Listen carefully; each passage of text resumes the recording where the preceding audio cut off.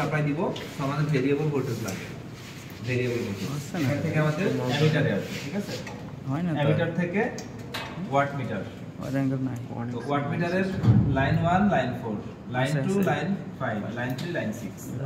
Watt meter থেকে এবার আমরা কোথায় যাব? একটা একটা করে দেব। আমাকে একটা একটা করে দেন, একটা হাতে রেডি রাখেন, সবগুলো এক হাতে রাখেন।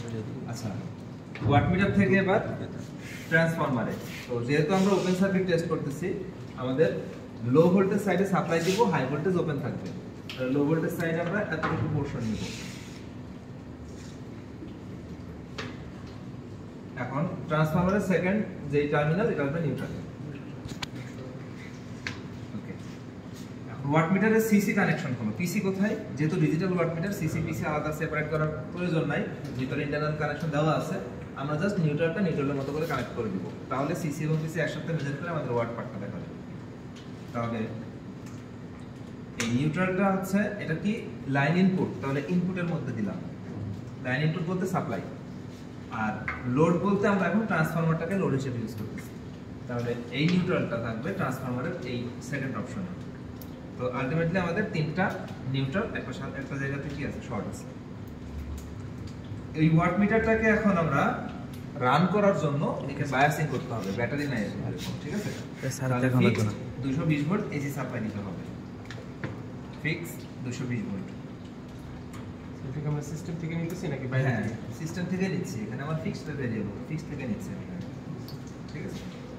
আচ্ছা, এখন আমাদের কি করতে হবে? সাপ্লাই ভোল্টেজ যেহেতু রেটেড ভোল্টেজ দিব, তো সেটা ঠিকমতো আসতেছে কিনা এটার জন্য আমরা মেজার করব একটা ভোল্ট মিটার দিয়ে। তাহলে ভোল্ট মিটারের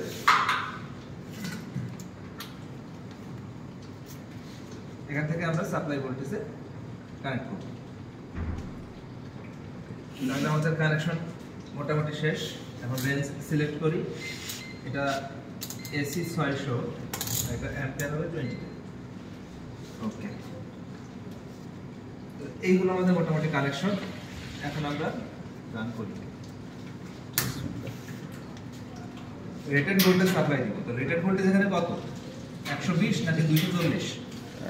140 আচ্ছা, এখানে অর্ধেক যদি করি তাহলে 120, সম্পূর্ণটা করলে 240, সম্পূর্ণটা করলে 1:1 হয়।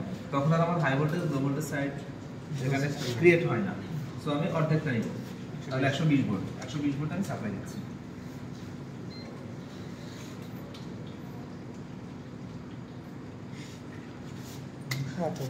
কত আসে? 123 121 120 119 120, ঠিক আছে? তাহলে এই অবস্থায় আমাদের VOC 120 ভোল্ট, POC হচ্ছে 9, আর IOC হচ্ছে 0.18। 9 না, এটা 10 হবে, ঠিক আছে? এরপরে 10 হয়ে যাবে। POC হচ্ছে কত স্যার? POC 10 আর IOC হচ্ছে 0.18 অ্যাম্পিয়ার। OC 0.18 অ্যাম্পিয়ার, আর VOC 120 ভোল্ট, তো এটা আছেই। তাহলে এই হলো আমার ওপেন সার্কিট এর ডেটা। এখন আমরা বাকি ক্যালকুলেশনগুলো তো বুঝছি, আমরা ক্যালকুলেট করব, ঠিক আছে? তাহলে এখানে আমরা শেষ করব।